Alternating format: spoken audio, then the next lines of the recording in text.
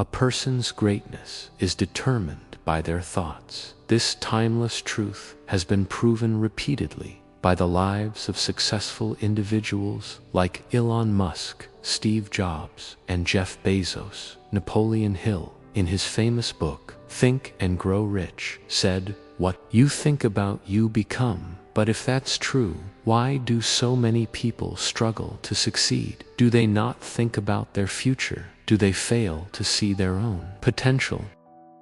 Today's story will uncover the answers to these questions and teach you a powerful lesson along the way. We'll also learn some new words to enhance our English skills. So stay with us till the end. Once in a busy railway station, there lived a beggar. Every day he survived by asking passengers for alms. As they waited for their trains one day, as he was begging, he noticed a well-dressed businessman stepping onto the platform. Seeing his expensive suit and confident posture, the beggar thought, this man must be really rich. If I ask him for money, he'll surely give me a generous amount. With this hope, the beggar approached the businessman and stretched out his hand.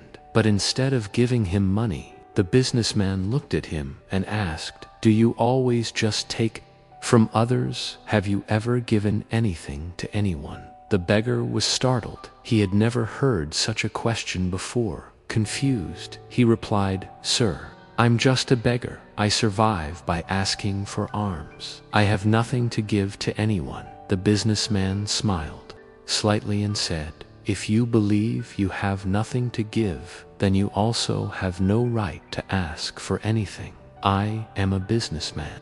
I believe in exchange. If you can offer me something, I can give you something in return. But if you have nothing to give, I cannot give you anything." Either saying this, the businessman boarded his train and left. The beggar stood there, stunned. He kept replaying the businessman's words in his mind. "I have been begging for so long, but no one has ever said this to me before." He wasn't rude, but he spoke the truth. If I can't offer anything in return, then why should people give me anything for the first time? The beggar realized that maybe this was why people never gave him much money, because he offered them nothing in return. That night, he lay awake deep in thought. "But what can I give? I am just a beggar. I have nothing yet." The businessman's words kept echoing in his mind. If you want to receive, you must first give. 2 days passed. The beggar didn't ask anyone for money. He was too busy thinking. On the third day, while sitting at the station, he noticed a patch of wild flowers blooming near the tracks. Their vibrant colors caught his eye, and suddenly an idea struck him. What if instead of just taking, I offer something in return? What if I give people a flow every time they give me alms music? Determined, he walked over, gently plucked a handful of flowers, and went back to his usual spot. When someone handed him a coin, he smiled and offered them a flower in return. Surprisingly, people accepted the flowers with joy. Some even smiled and thanked him.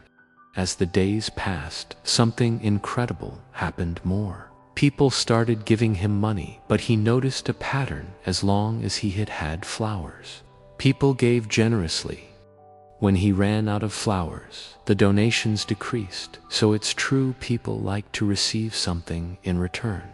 One day, as he was handing out flowers in exchange for alms, he spotted the businessman again, sitting in the train. Excited, he rushed over and said, "Sir, today I have something to give you. If you give me money, I will give you flowers in return." The businessman smiled, handed him some cash, and took a few flowers. "You have truly understood the value of exchange," he said. "Today you are no longer just a beggar. You have become a businessman."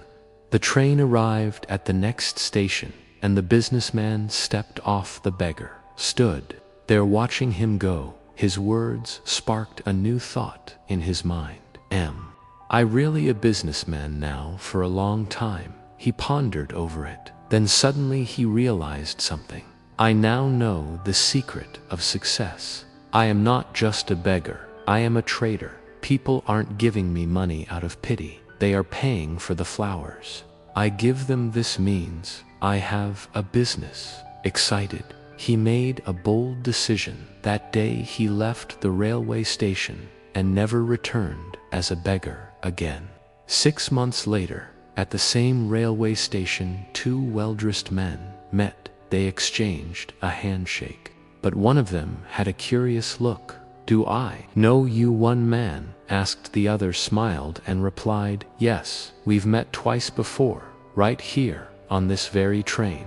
The first man frowned, trying to remember. Then his eyes widened in surprise. Wait, you're the beggar, the one I refused to give money to, and then later I bought flowers from you. The former beggar laughed. Yes, that was me, but today I am no longer a beggar. I run a successful flower business, and I'm traveling to expand it further. The businessman was astonished. That's incredible. What changed? The flower seller smiled. You taught me one of life's greatest truths.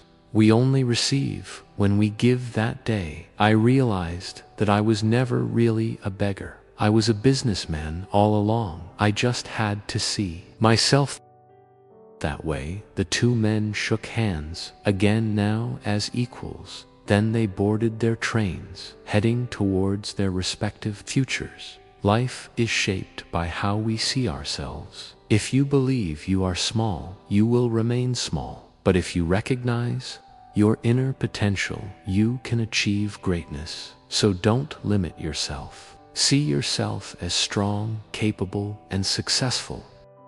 Because when your thoughts change, your future changes too. If you like this story, give it a thumbs up, comment below on what you learned, and share it to inspire others. See you in the next story.